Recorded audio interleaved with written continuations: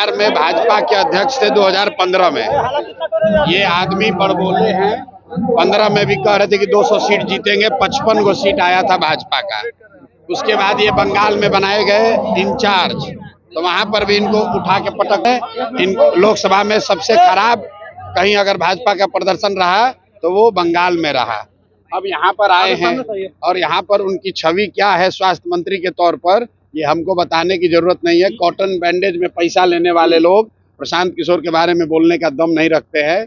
और ये आदमी कोरोना के टाइम में, जो मैंने कल कहा कि कोरोना के जब कोरोना हुआ तो उस समय बिहार का स्वास्थ्य मंत्री मंगल पांडे थे, और जो यहाँ पर अफरा तफरी मची, जो सबसे कम टेस्ट यहाँ हुआ, लोगों को जो परेशानी हुई, उसके लिए ये आदमी जिम्मेवार हैं, कुछ हद तक जिम्मेवार हैं। और ये किस मुंह से बात करेंगे? अभी कल परसों तो आप ही लोग न्यूज चलाए हैं कि ये वो स्वास्थ्य मंत्री हैं एनएमसीएच में, जहां पेशेंट का पैर चूहा कुतुर रहा है, और ये सब आदमी, ये सब नेता को शर्म नहीं आ रहा है। और फिर भी पर इलाज भी हुआ कंपाउंडर के द्वारा। अरे भाई, मंगल पांडे इसी के लिए जाने जाते हैं, खाली मुंह बड़ा है, बड़बोले व्यक्ति हैं, ना राजनीतिक तौर पर कुछ कर पाए जीवन में, ना प्रशासनिक तौर पर कुछ कर पाए हैं। दम हो तो इस बार पहले बीजेपी वाला दबाव बनाए हैं, आपको बता देते हैं, खुलासा कर देते हैं।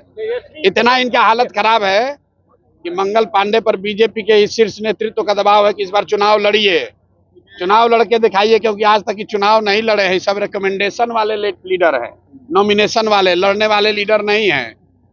वो तो कह रहे ख्याति प्राप्त करने के लिए आप लगातार उनके ऊपर बोल रहे हैं।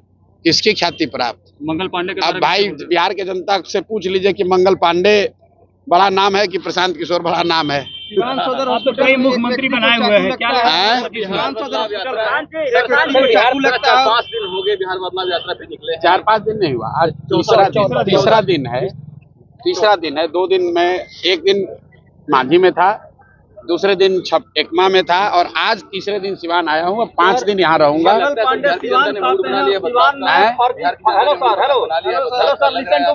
देखिए, मैं इस यात्रा से पहले भी कह चुका हूं कि बिहार में 60% से ज्यादा जनता बदलाव चाहती है, चाहे वो किसी जाति का हो, किसी धर्म का हो, किसी दल का हो। बदलाव सब चाहते हैं, सब चाहते हैं कि बिहार में व्यवस्था बदले। हर व्यक्ति चाहता है कि बिहार में सुधार हो, जो अभी की व्यवस्था चल रही है इसमें परिवर्तन हो।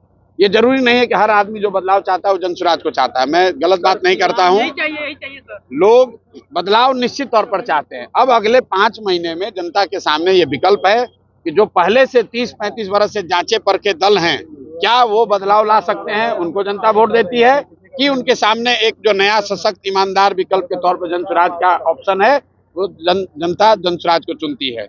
बदलाव तय है। निजाम, बिहार का निजाम नवंबर में बदल जाएगा, नया मुख्यमंत्री बनेगा, ये लिख के ले लीजिए। बदलाव तय है, कौन बनेगा उसका फैसला अगले 4 महीने के लोकतांत्रिक लड़ाई में तय हो जाएगा।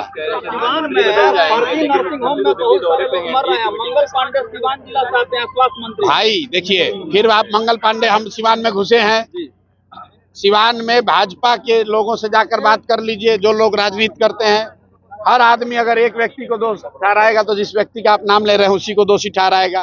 कि भाजपा का पूरा संगठन, भाजपा के जो ईमानदार यहाँ कार्यकर्ता रहे, लड़े हैं, वो सब आदमी भाजपा छोड़कर दूसरे दलों में है। क्यों? वो एक ही व्यक्ति को दोष ठहराएगा। हम आज सिवान में आए हैं, मंगल पांडे में दम है तो दिखाएं कितना दम है। जनता सामने खड़ी है, हमको मंगल पांडे जैसे से डरते थोड़ी ना है। को चैलेंज कर रहे थे, मंगल पांडे को चैलेंज कर रहे हैं कि मेरे शासनकाल में मेडिकल का विकास ज्यादा हुआ था, मंच पे बुला रहे हैं। आप भी मंच पे भाई ऐसा है कि मेडिकल का विकास कितना हुआ है, सबसे पहले तो बिहार की जनता से पूछ लीजिए।